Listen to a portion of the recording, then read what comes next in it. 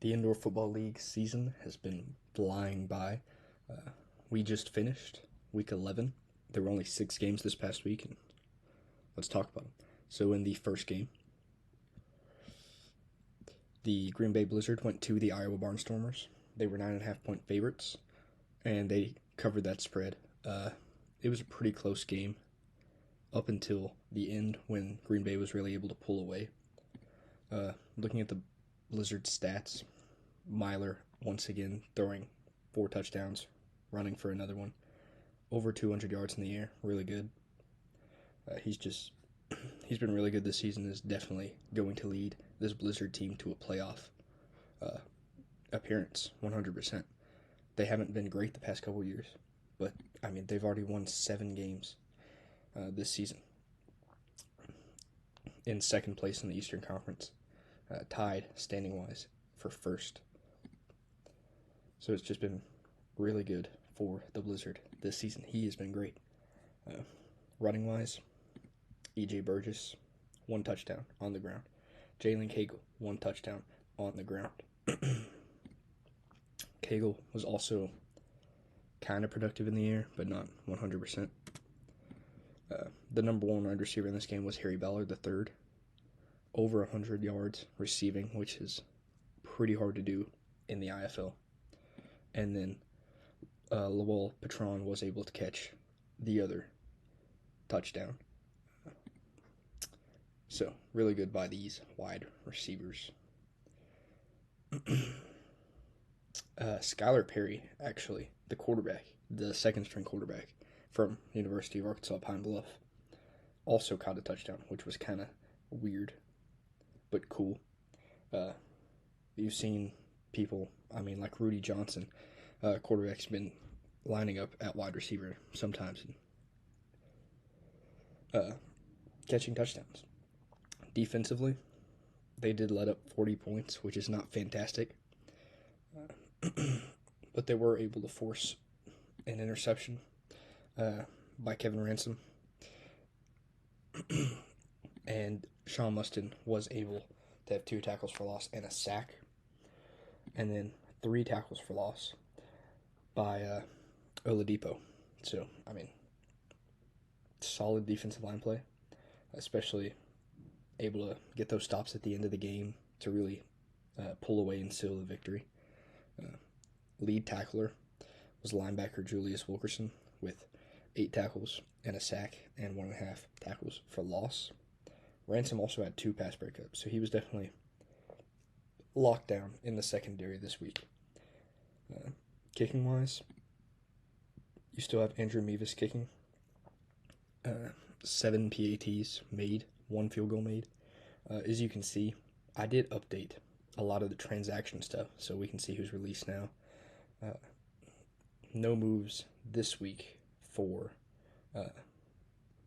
the Blizzard, but I think the most recent transaction for them was Jalen Alexander getting released, which was their lead tackler at the linebacker position.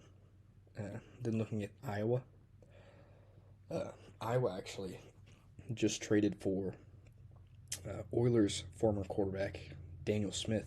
The Oilers traded him to Tucson, which I was confused about because they have Malik Mitchell, but Mitchell hasn't played fantastic this year.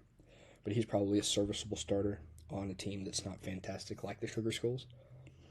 And then Tucson traded him to Iowa. And Darius James Peterson has been released. He's no longer with the team. So Kyle King, he's the guy, I guess. And then I guess that is why they traded for Daniel Smith. I'm sure Daniel Smith is going to be back there.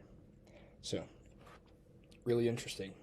But in this past game, Peterson did get the start, 4 touchdowns, 1 interception. But he only completed 9 passes out of 22 attempts, which is not good. Wide receiver Darren Wilson caught 2 touchdowns, as did Keyshawn Taylor. Queon Williams hasn't played in 2 weeks, but he is still their lead wide receiver, barely. Darren Wilson is starting to come up in those rankings, yard-wise. But Queon Williams definitely wide receiver 1. But, in the IFL, players take a couple games off because there's a lot of games to play in this league. 16 plus the playoffs. Defensively, they let up 54 points. It wasn't great at all.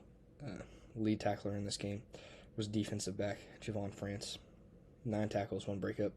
The kicking game was pretty solid with Gabriel Roux. 4 PATs made out of 4 and 2 out of 2 field goals with a 50 long, which is his new long for the season. Return-wise, there wasn't anything special really. And I mean, that pretty much sums up this game for the Barnstormers. I mean, just 2-7 now. Next week, you're looking at Sioux Falls. Not an easy game. Not as tough as what you just played, though. So they might be able to get a bounce back win there, but I would not. I wouldn't bet on it. I did think Green Bay would win this game, and that brought my prediction standings up. I actually predicted all of the games correctly this past week. It wasn't. There were a couple pretty close games, but a lot of those were come back at the end, teams garbage time really, touchdowns. Next was the Tulsa Oilers, now 3-6, barely losing to Massachusetts. Massachusetts, we'll look at their stats. They did start Alejandro Benefield. He's back. Connor Dagenhart, split time with him last week, but Benefield got all of the snaps at quarterback for passing-wise. 12 for 20, pretty good. Only 92 yards and an interception. So Tulsa's defense, who's been pretty good this season, was able to really shut him down in the air mostly. 20 attempts, only 92 yards. That's pretty good. And they forced an interception. The only difference he was really able to make was with that rushing touchdown. And then Jimmy Robinson helped with another touchdown on the ground. So the wide receivers did not do too much, and they did release Tavion Thomas before this game. May have helped a little bit in this game, but he hasn't played in 3 weeks. In the 2 games he did play, he was pretty decent.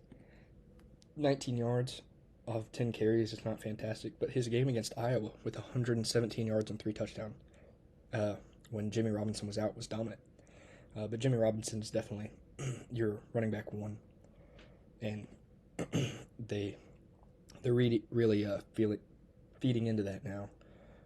He's the only one that's gotten carries so far this season that is now on the roster. Again, wide receivers did not do too much because, 9 receptions to the wide receivers and only 12 completed passes by Benefield, and the passing game, again, was not very relevant in this game. These two are your best receivers. Seiko's out. He's been out since week 6, has not played, season-ending injury. It sucks, but you still have 2 very serviceable wide receivers that'll help you make the playoffs. The way that the Pirates have been playing, though, I don't think they're going to be able to do very much in the playoffs. You then look down at the defense. Defense played well. They were able to shut down a average to below average Oilers offense. The defensive line was able to get some tackles, but nothing too crazy. The defensive backfield was good with Cyrus Fagan, 1 interception, 3 tackles, and then the linebackers keep holding it down in the middle, really. 9 tackles combined, 2 tackles for loss and a sack. The kicking game was not good with Columbus Sutherland. This was his first week as the kicker. They released Josh Gable, and now Sutherland is the quarterback. He did not make a PAT and missed 3 field goals, making 1 that was only 24 yards long. So this was not a fantastic week for the Pirates. They were able to come out with a win, which is really all that matters in the end. And they still are in 3rd place. They'll definitely make the playoffs if they keep playing like they have been. 6-3. This is not as strong as conferences over here. We have a decent battle between these three teams right now. And really, you could count Northern Arizona in that.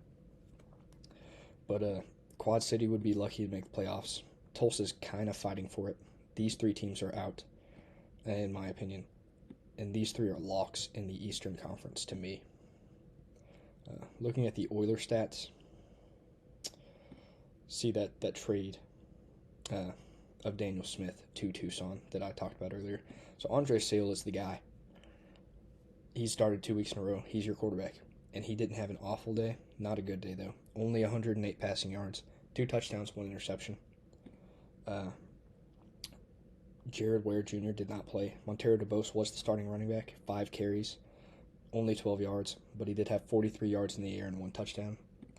And then Bennett Harvey, the linebacker, came in and ran for a touchdown, had 3 carries. So, I mean, players that go both ways, not crazy to see in the IFL at all. The receiver game was really dominated by Jonathan Nance. He was the only one that could really do too much in this game. Rosario was still wide receiver 1, but Nance was able to catch 4 receptions for 56 yards and 1 touchdown. Defensively, this is still a pretty good unit. They held the Pirates to 23 points.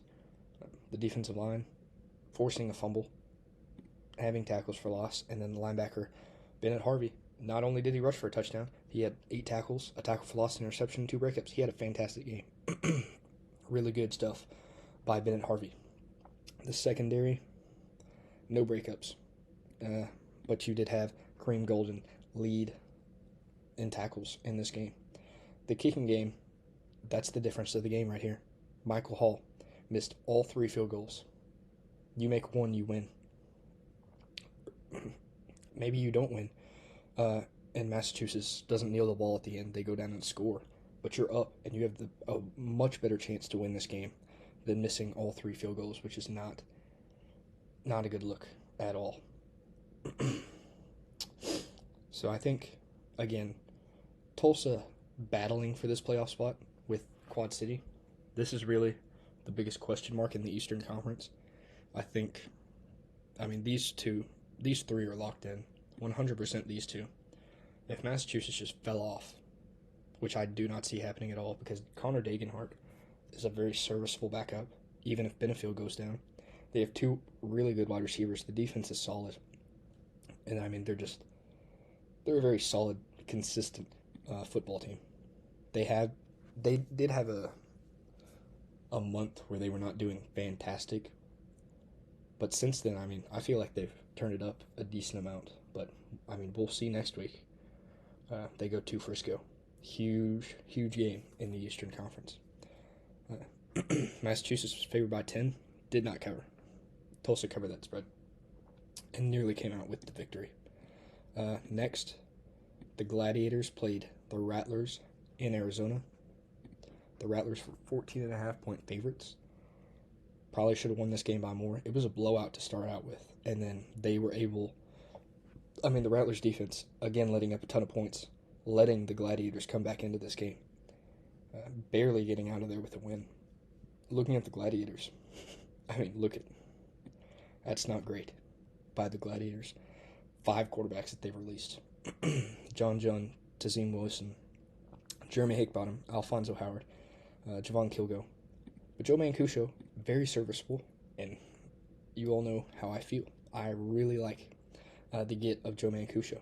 And in this game, he didn't throw for that many yards, but he threw for 4 touchdowns and ran for another one. He is definitely the best hope for this Gladiators team. I would definitely try and bring him back next year. He has done really good so far this season when he's got to play.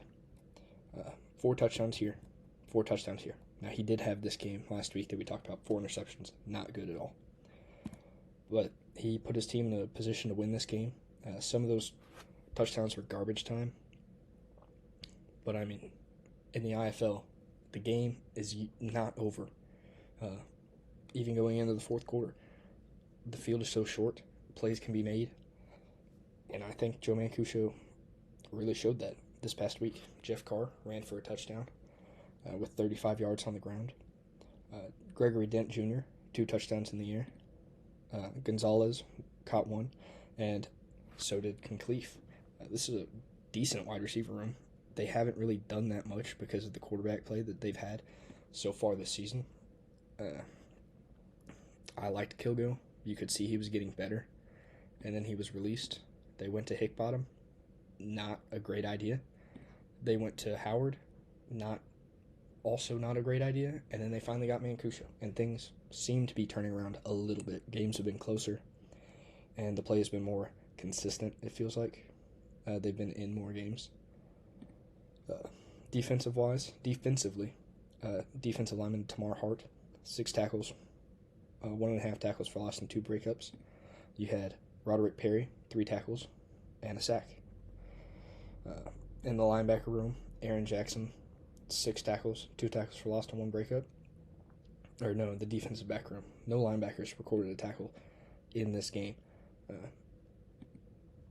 You did trade Jadarius Byrd right before this game to Jacksonville. Jacksonville is really interesting because, they've done just a complete rehaul, but we'll talk about that later. And then kicking-wise, Ernesto Lacayo, solid day, 52-yard long field goal, his longest of the year so far. So, the Gladiators, they've showed good stuff the past couple weeks. They just have not won. But when they do win, it's going to be awesome for them. And they have a really good chance to next week against the Sugar Skulls. In the 4th game of this past week, San Antonio went to Bay Area, and Bay Area was able to shut down that offense that has been so electric with Sam Castronova. Castronova, he still threw for 3 touchdowns, but he threw for an interception, his 3rd on the year. Castronova has been insane. He should win MVP. Already almost 2,000 passing yards, 49 touchdowns, 3 interceptions, 10 on the ground. All they do is pass. And that's because they have a quarterback that can definitely make all those throws. Running-wise, Keyshawn Harper didn't do too much, just 20 yards off of 9 carries. Wide receiver DJ Myers caught 2 touchdowns. And then Khalil Rashad had over 100 receiving yards in this game. Naquan Murray did have the other receiving touchdown, but Khalil Rashad was able to get over 100 yards on the ground. I think that's 2 or 3 we had this past week.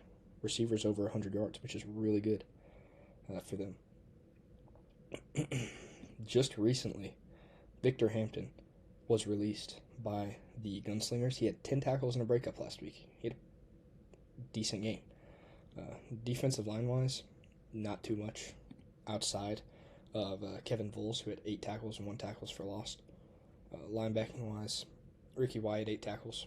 And then the big one was Clifton Duck forcing 2 interceptions, which was able to keep them in this game.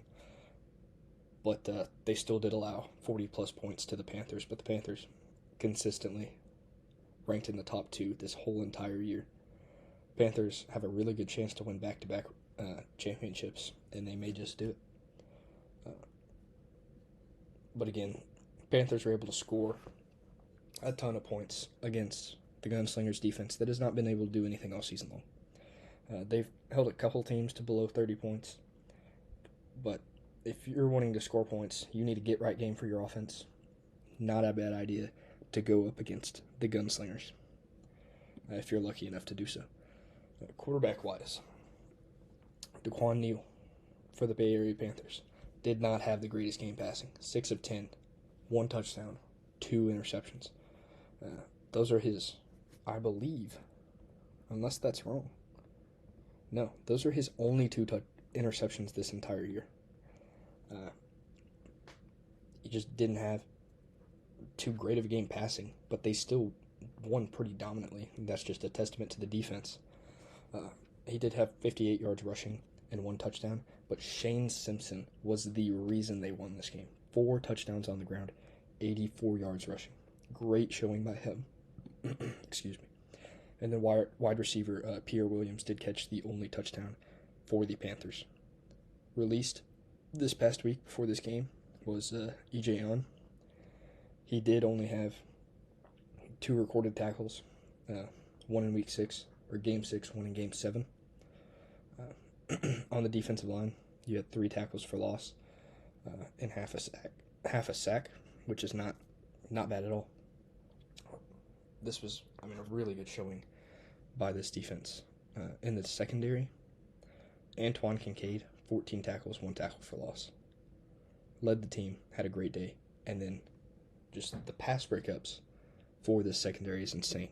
You had Tyler Watson, 5 breakups. You had Joe Fouché, 5 breakups, just coming off suspension, 5 breakups. William Atkins, 2 breakups, and then Kincaid, 2 breakups. That is really good. Whenever you go against Castronova and Gunslingers, all they're going to do is throw the ball. So when your defensive backs are playing like this, you're going to win. Bay Area looked fantastic, and their secondary looked really, really good. They did not return 1 kick or punt in this game. And then Stevie Artigue had 6 out of 6 PATs made, and he did miss 1 field goal. But again,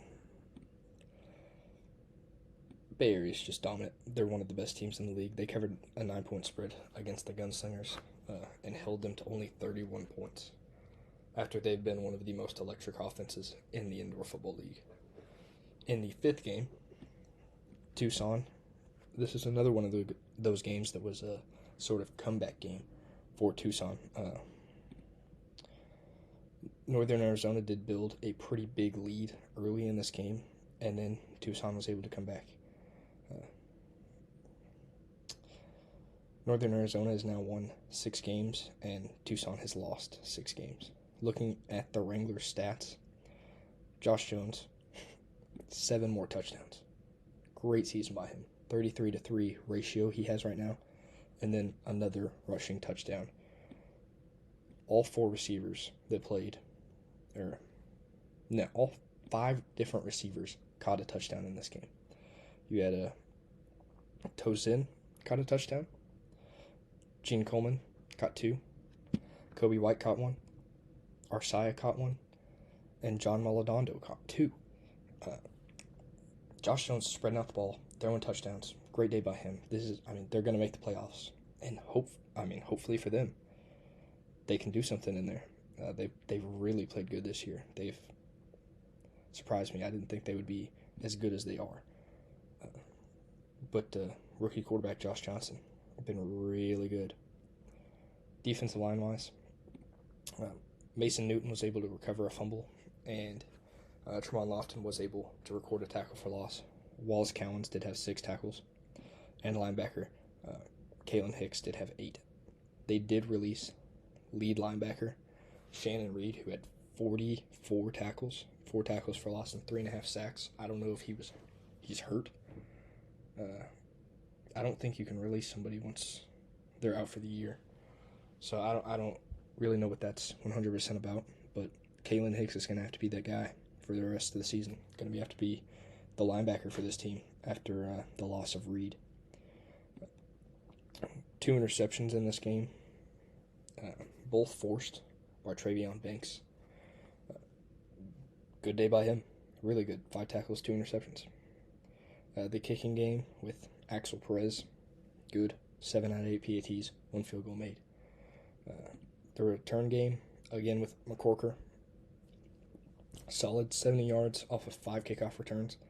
And then looking at the Sugar Schools, again, like I said, 2 interceptions from Malik Mitchell, but 2 touchdowns. He did have over 200 yards passing, and then he did have 4 rushing touchdowns and a fumble lost. He has just had so many turnovers this year, it feels like, in these past couple weeks.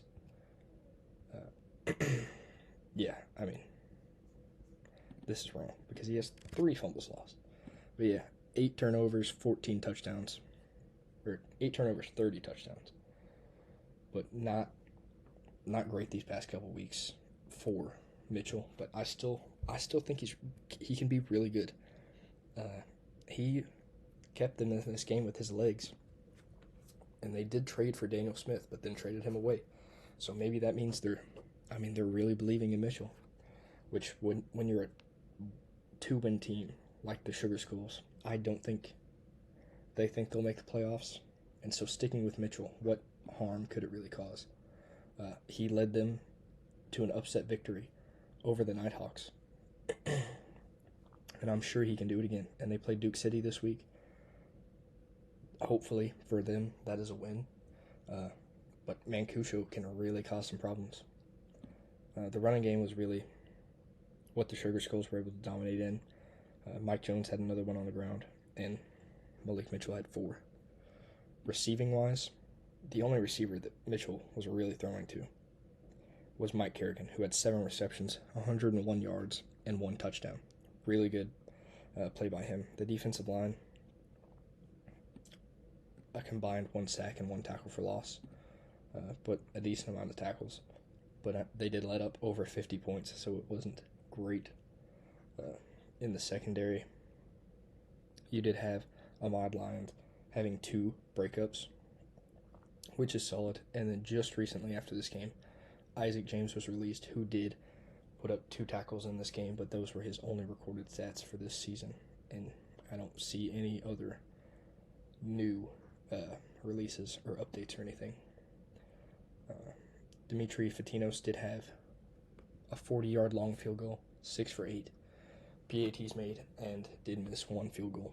And then in the return game, Devontae Sapp Lynch, who is Marshawn Lynch's younger brother, did have 71 kickoff return yards, and then did have 1 receiving touchdown. So he had a pretty solid game himself. This is his 3rd game with the Sugar Skulls, and definitely his best game.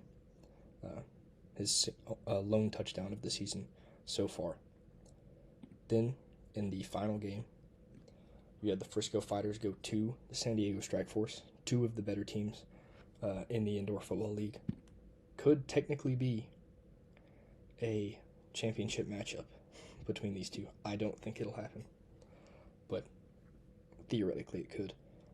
Frisco barely won this game, winning 44-41. They were -1 in the spread, understandably, because it's a really close game between 2 of the best teams in the Indoor Football League.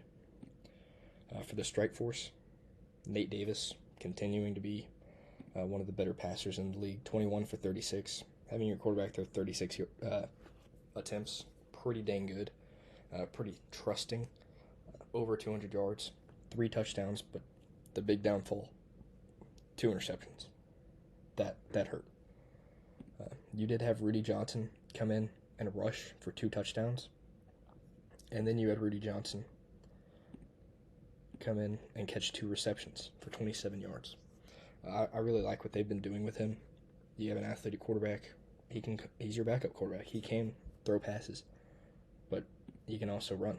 And he really had to run this week because Chance Bell only got 1 carry, and they released Travon Van before this game.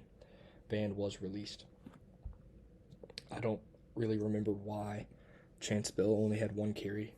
He may have gotten hurt, but I don't want to say that in case he didn't. But Rudy Johnson was running back 1 in this game regardless. You had 3 different guys catch touchdowns. You had Jordan Kress, Arthur Jackson, and Amy Xavier. And then Marquez Rogers was released before this game as well. He only recorded stats against Bay Area in Game 5. Lots of roster movements in San Diego. You also had defensive lineman Malik Harris be released.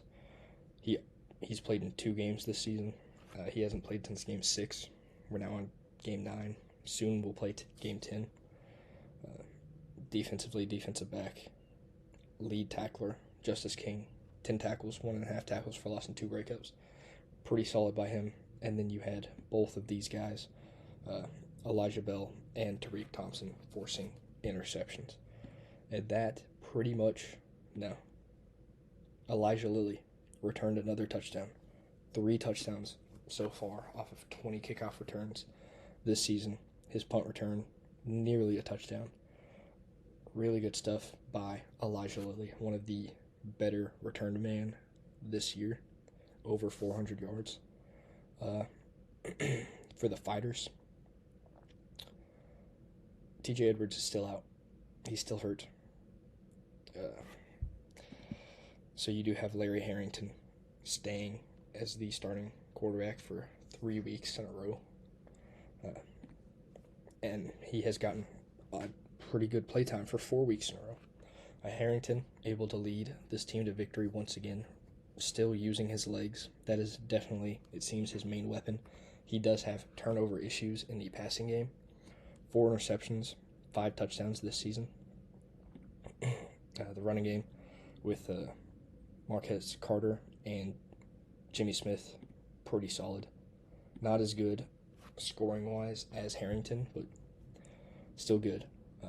Wide receiver-wise, Cole Blackman did catch the only touchdown in this game, but his favorite target, Harrington's, was Devin McCoy. A lot of quarterback hits from the defensive line and the linebackers. A combined 4 with Royce C., Desmond Railford, Solomon Wise, and Charles Williams. 2 interceptions were forced in the secondary by Ethan Castleberry and Lionel McConnell. Castleberry also had 2 pass breakups, and then lead tackler was Kentrell Pierce, who also recovered a fumble with 11 tackles. Kicking-wise, Bryce Crawford, 11 PATs, and 3 good field goals. Really big and good game by him. And then Lionel McConnell, not only forcing interception, but also having a kickoff return touchdown. But I think that pretty much sums up Week 11 of the Indoor Football League. Looking forward to next week. Actually, I want to go and look at the Sharks, what all they've done this week. They traded wide receiver Tamorrion Terry to Duke City. That's pretty big for Duke City. Pretty good pickup. They released wide receiver Cameron Solomon. Those are your top 2 wide receivers this season. They keep Jeremiah Payton. Smart. He's going to be your wide receiver 1 for the rest of the season. I'm not too sure who they picked up, but some of this stuff is just very confusing. But, I mean, they haven't won games, so. But I think part of that is on the defense, which they understand. But they released linebacker Sir Zion Dance, who led the linebackers with 23 tackles. You also release lead tackling defensive back Harrison Poole, 51 tackles, 5 breakups. You also release Brian Murray, 35 tackles, pick 6, and 5 pass breakups. So I don't understand why these are the guys you're releasing, unless they're just not playing good football. I haven't dove into the film. Maybe this will make a big difference, but I think it is a lost season for the Sharks, and I just wanted to talk about that. Next, looking at next week's Week 12 schedule, Quad City goes to Green Bay. I think Green Bay is winning this game. I think Green Bay advances to 8-2. Arizona goes to Jacksonville. We just talked about Jacksonville. I think it's a lost season. Releasing your top 2 wide receivers, I don't understand it. Iowa goes to Sioux Falls. This is a really interesting game. Sioux Falls, Lorenzo Brown Jr. against, potentially, Daniel Smith. I'm not too sure. I just have a lot of questions for Iowa. But if Daniel Smith can come in there, it can be a pretty close game. I'm really interested to see what's going to happen in this game. I don't think it's going to really have any playoff implications. But nonetheless, it'll be really interesting. I think I'm going to pick Iowa, actually. Iowa really battled with Green Bay this past week, and I think they can get a win. That's another reason I was somewhat hesitant to pick Green Bay, because of their play last week. But I still don't believe in the Steelers that too much. Massachusetts goes to Frisco. Big game. Frisco's defense is going to have to step up if they want to win, and TJ Edwards is still out because Massachusetts has not been playing fantastic football. They haven't been playing to the caliber that Frisco has with TJ Edwards. But TJ Edwards hasn't played in 3 weeks. So this game is also... I'm going to come back to this game. San Diego goes to Tulsa. I think San Diego gets a bounce-back win there after they just lost to Frisco. Northern Arizona to Vegas. Mm. Vegas. I don't think Vegas did not play this past week, and they lost the week before. So a bounce back win coming off of a bye week. I would pick Vegas. And then Duke City, Tucson. I think Duke City's going to get their first win here. I think it'll be a fun game to watch. And then back to this game. That's very interesting. Looking at Frisco this past week, they were able to beat San Diego because of the defense and the run game. And then looking at Massachusetts, they were able to play good defense as well against Tulsa. I think it's somewhat of a coin flip for me. But assuming I'm going to pick Frisco. But Benefield could definitely make it challenging if Edwards is not there. But I think the run game is just too good for Frisco. But anyways, that is week 11 of the Indoor Football League. I will be back for week 12. Thank you for watching.